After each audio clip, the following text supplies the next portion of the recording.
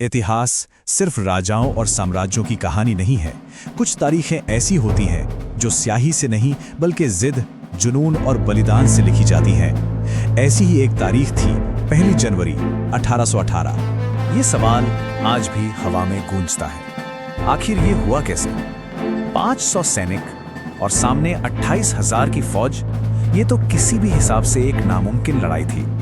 फिर ये चमत्कार हुआ कैसे? इस कैसे का जवाब जानने के लिए हमें वक्त में थोड़ा पीछे चलना होगा, उस दौर में जहां इस लड़ाई की असली वजह छिपी थी। क्योंकि ये सिर्फ एक फौजी टकराव नहीं था, ये सदियों से सुलग रहे एक ज्वालामुखी का फटना था। ये वो दौर था जब पेशवाओं का शासन था और उनके राज में समाज के एक बड़े तबके, खासकर महार समुदाय के लिए जिंदगी नहीं, एक सजा थी। एक ऐसा वक्त जब इंसान को इंसान समझा ही नहीं जाता था। जरा सोचकर देखिए, जब आप सड़क पर चलें तो आपके गले में एक मटका बांध दिया जाए ताकि आपका थूक जमीन को गंदा ना कर दे। आपकी कमर पर एक झाड़ू बांध दी जाए ताकि आपके कदमों के निशान तक मिट जाएं। ये कोई कहानी नहीं, हकीकत थी। न कुएं से पानी लेने का हक, न मंदिर में जाने की इजाजत, बस अपमान और घुटन। और फिर एक मौका आया, अंग्रेजों को पेशवाओं के खिलाफ लड़ने के लिए सैनिकों की जरूरत थी। तब महार समुदाय के लोग आगे आए। उन्होंने ब्रिटिश ईस्ट इंडिया कंपनी की वर्दी पहनी, लेकिन वो किसी साम्राज्य के लिए नहीं लड़ रहे थे। नहीं, वो लड़ रहे थे अपने खोए हुए सम्मान और अपनी पहचान के लिए। 31 दिसंबर 1817 की वो सर्द रात, ये 500 सैनिक शिरूर से एक लंबे सफर पर निकले। पूरी रात लगभग 27 मील पैदल चले, बिना कुछ खाए, बिना कुछ पिए। जब सुबह हुई तो वो बुरी तरह थक चुके थे, भूखे प्यासे थे और उनकी आंखों के सामने मौत का मंजर था। क्योंकि नदी के उस पार पेशवा की विशाल सेना एक समंदर की तरह फैली हुई थी। इतनी बड़ी फौज देखकर किसी की भी हिम्मत टूट जाती। लेकिन उस दिन उन 500 लोगों की आंखों में डर नहीं था, आग थी। चलिए जरा मैदान की तस्वीर को समझते हैं।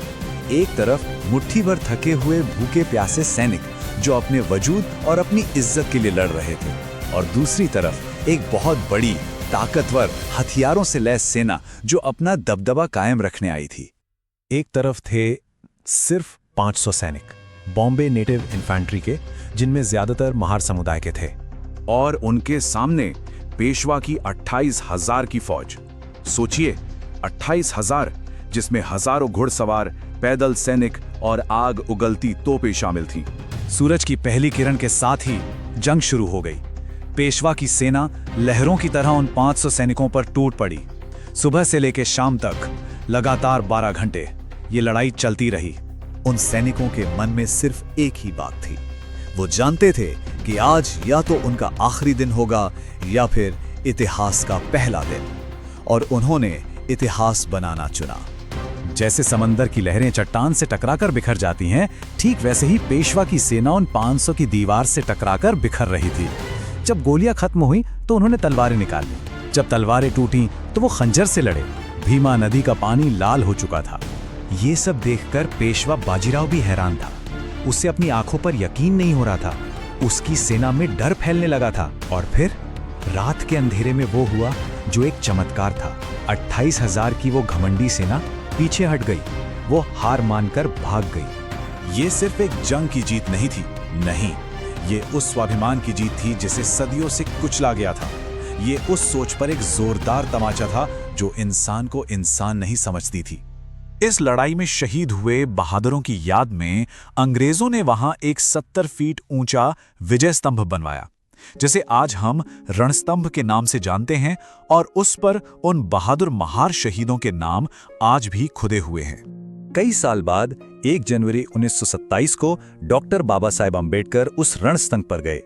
उन्होंने उन शहीदों को सलाम किया और इस जगह को दलित शौर्य और आत्मसम्मान का एक जिंदा प्रतीक बना दिया। भीमा कोरेगांव का वो रणस्तंभ आज भी खड़ा है, इस बात का गवाह कि जंग जीतने के लिए सिर्फ संख्या और हथियार ही काफी नहीं होते, हौसला चाहिए और अपने सम्मान के लिए लड़ने की जिद।